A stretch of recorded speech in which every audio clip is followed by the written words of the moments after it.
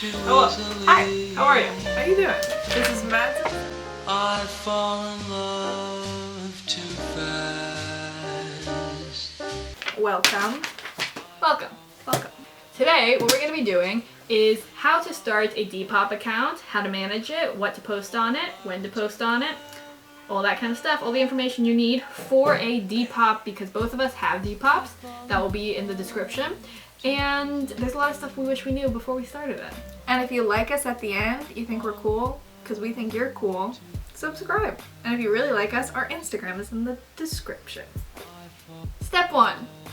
Make an account. Just make it. Fill out everything. It's going to have you put in a PayPal.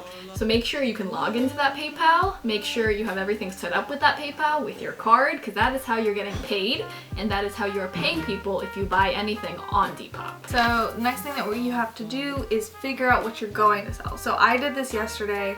I went through everything that I have and that I was planning on selling, because I've had a big pile of just everything that I didn't want anymore for forever. But not all of that is good for selling on Depop. So go through everything that you have and figure out what's good for actually selling on Depop. So some examples of like good stuff for Depop is anything that's name brand. Because like if you're looking for some like quality clothes on a secondhand shop, you might search Calvin Klein, so you know you're getting something quality. Or any current trend that you would search for. So like right now, bucket hats, sweater vests, pleated skirts, like those kind of things are super popular right now, so there's probably a lot of people searching for them. So anything like that is also a good thing to sell. The other things to look for when you're like going through your clothing to figure out what you're gonna sell is stuff that's in good condition, because not everything that you don't want is necessarily something you should put on Depop. Or selling things that people would search for.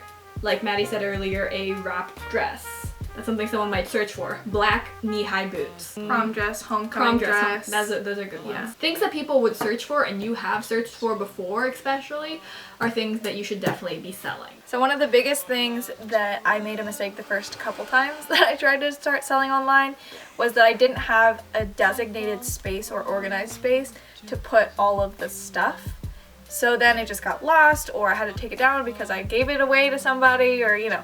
So I have these two shelves designated for like organized space. And it's not perfect, but I've got jackets, pants, shoes, dresses, shirts. So it's organized, I know where everything is, and if somebody buys something, I can go looking in here and I know exactly where to find it. And I think that's really important. And also in selling stuff on Depop, before I've been like put everything in a huge bin, and then things can get a little like messed up when they touch each other, like shoes especially.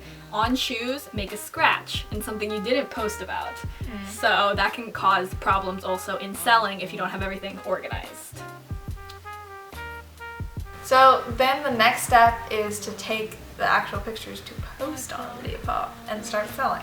So the first thing that I would say about taking pictures is that I think that the ones that are displayed on either a mannequin or a person definitely sell better, because me personally, when I'm buying, I'm much more likely to buy something if I know how it looks on someone.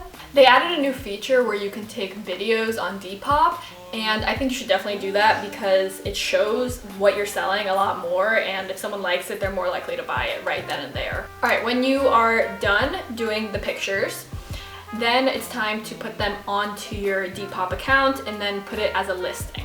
So for the first picture, pick your most aesthetic picture of your item, because that is the picture that's going to be shown when anyone looks anything up. And usually you're going to be drawn to the thing that looks the prettiest. So even if it's not necessarily the most amazing, shows how the item fits.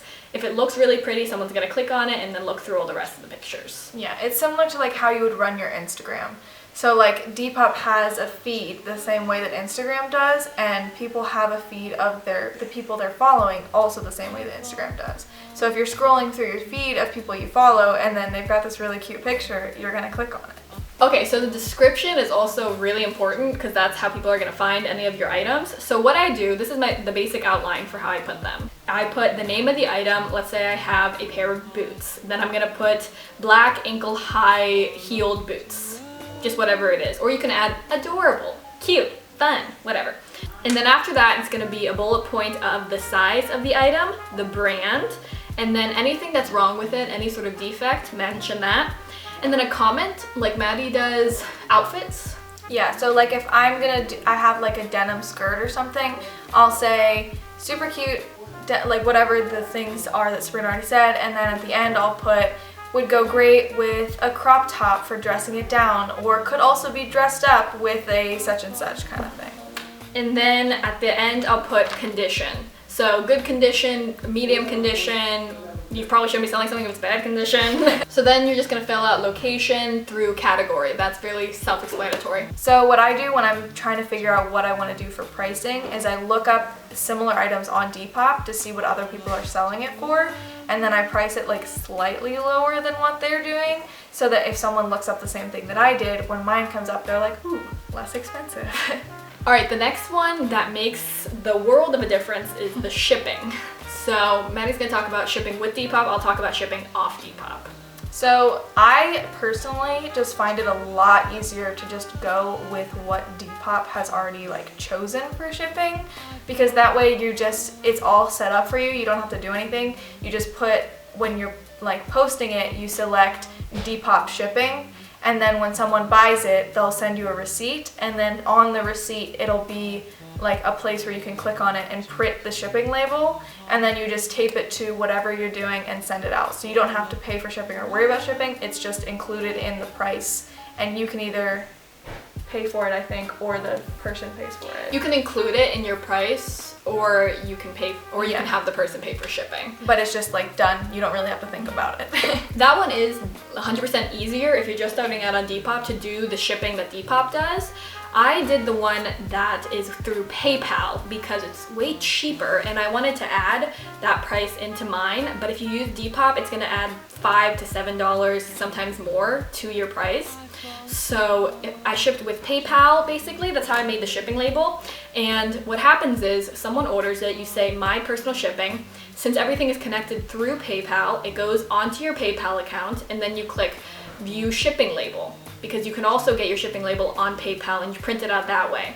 The only difference with that one is you have to be very mindful of what type of shipping you select and like look through which one is best for you, and you have to be super mindful of the weight of your item. Say if you're shipping shoes, you should probably go with Depop's preset shipping. If you're shipping a t-shirt that weighs nothing, that weighs very little, then doing it on your own is definitely going to be cheaper.